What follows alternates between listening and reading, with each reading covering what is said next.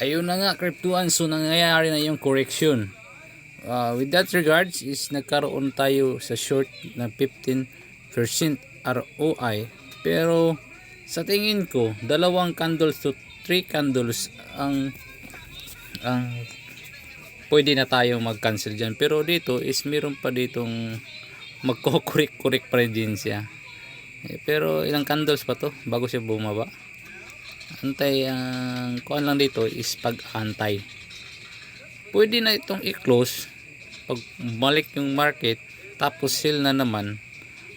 Ang problem na naman dito,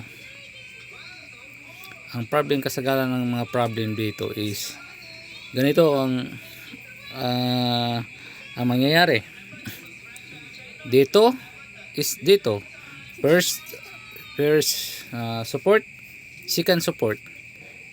Pero dito is maraming gusto mag-buy dahil diyan dito is meron ditong demand dahil merong support dito. Pero for me, dito muna siya kukuha. Bago diyan, up yung market, dapat papantay siya dito within itong week na to bago siya mag-sell or correction, ganun siya. Tapos hindi niya ito mabasag. Isa lang ibig sabihin yan, patuloy ang market na paangat kapag hindi niya ito mabasag itong second support na to. So yun ang pananaw ko dito sa bonds trading na to.